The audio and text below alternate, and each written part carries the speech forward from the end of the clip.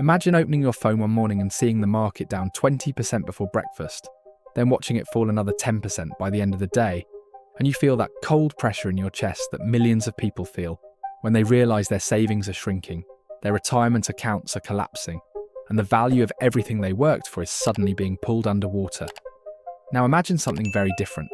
Imagine looking at your own portfolio at that exact moment and seeing it rise while everyone else is panicking.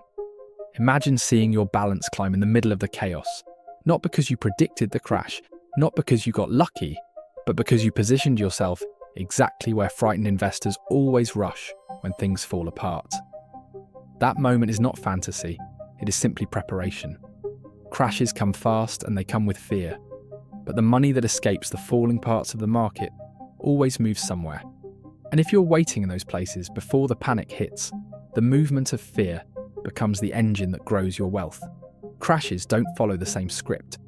Sometimes they start with a virus that freezes the global economy overnight. Sometimes they start with a housing system cracking from the inside. Sometimes they start with technology becoming so overvalued that the smallest spark collapses the entire sector. But the document you shared makes one thing very clear. The cause changes, but the reaction does not. When the market breaks, investors move almost like a single organism. They run toward the same assets that feel safe, the same assets that look steady, the same assets that seem untouched by the chaos swirling around everything else. You can see this pattern across the pandemic crash, the housing meltdown, and the collapse of the early internet bubble. Completely different triggers, yet people fled into the same havens every time. If you watch long enough, you begin to notice that fear has a predictable shape. It moves the same way through different generations. In moments of panic, investors don't look for excitement or innovation. They look for stability, reliability, and simplicity. They don't chase returns, they chase safety.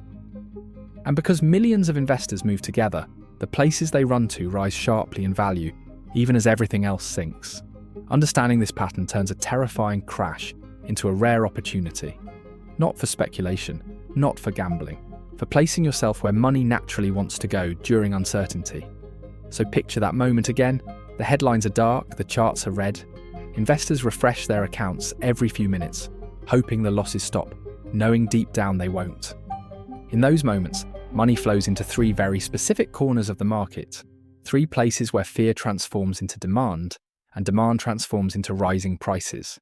These three places become the pressure valves of the entire financial system during a downturn, and the ETFs built around them have historically climbed while the broader market falls.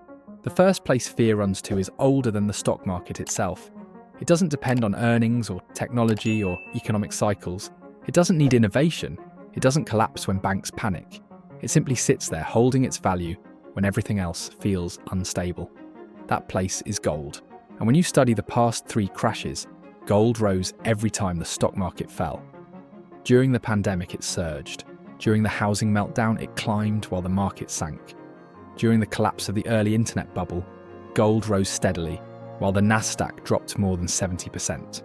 People don't buy gold during good times because it doesn't produce anything. They buy it during panic because it doesn't need to. It becomes the anchor people cling to when they believe everything else might sink. That is why ETFs like GLD and IAU have become the simplest doorway into gold stability. They rise because fear pushes huge waves of money into gold during chaos, and the more fear spreads, the higher they climb. But gold is only the first place fear runs to. The second is even stronger because it is backed by something no company can match. When uncertainty hits, investors look for the safest borrower in the world, the entity that can repay its debt in any environment, the institution that has weathered recessions, wars, systemic panics, and global disruptions. That institution is the United States government. And when investors pile into US Treasury bonds, the price of those bonds rises. That's why long-term Treasury ETFs tend to surge during market crashes. Your file explains how TLT climbed during the pandemic, during the housing crisis, and even during the dot-com collapse, when long-term Treasuries rose nearly 45% while stocks fell sharply. That rise isn't random. It's the result of millions of people fleeing risky assets and seeking the one place they trust will survive anything. Treasury ETFs absorb that wave of fear and convert it into upward price movement. They don't depend on hope, they depend on panic, and panic never disappears. It only waits for the next crisis. The third place fear runs to is more subtle, but just as powerful. It's the part of the market that keeps functioning whether the economy is booming or crashing, because people can't stop paying for these products. No one stops brushing their teeth in a recession.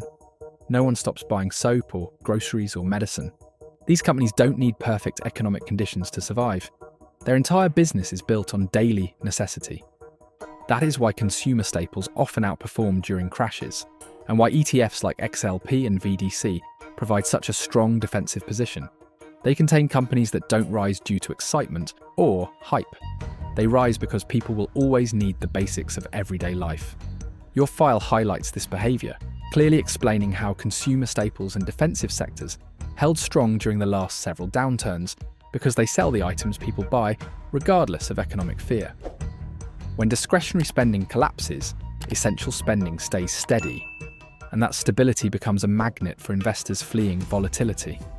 When you put these three pieces together, gold, treasuries, and consumer staples, you get a map of where money rushes during a crash. Each category rises for a different reason. Gold rises because it represents protection. Treasuries rise because they represent trust. Consumer staples rise because they represent necessity. Together, they form a triangle of stability that has repeatedly absorbed the pressure of the last major downturns. The beauty of these ETFs is that they are not complicated. They don't rely on insider knowledge or complex strategies. They simply exist in the places where fear naturally flows. Now picture the next market crash. You don't know when it will come, and no one does. It could be triggered by debt, by an economic slowdown, by geopolitics, by technology overheating, or by something no one is watching right now. Crashes have never announced themselves ahead of time, but the reaction will be the same. Money will rush out of risky sectors. It will run toward the same safe corners of the market. Investors will turn to whatever feels solid under their feet, and the same three ETF categories will absorb the panic, just as they have done repeatedly for decades. Imagine seeing that happen while you are already holding those assets. Instead of reacting like everyone else, you are already positioned where fear is headed. Investors around the world begin moving their money into the places you placed yours months before. Prices climb as fear spreads. You are not trying to profit from pain. You are simply protecting yourself in a way that turns stability into opportunity. Now think about the average investor during those moments. They watch their portfolios fall. They sell at the bottom. They panic at the worst possible time. They tell themselves they will re-enter the market when things calm down, but by the time things calm down, the opportunity is gone. Crashes don't destroy wealth, panic does, fear does, lack of preparation does. But when you position yourself in the assets where fear naturally flows, you turn the most frightening moment of the market cycle into the most profitable. There is nothing complicated about this. You don't need to guess the next crash. You don't need to time anything. You only need to understand behavior. Markets are driven by people, and people behave in predictable ways when frightened. They seek safety. They run towards stability. They move together, and that movement is what creates the rise in these three ETF categories. So now you hold the blueprint.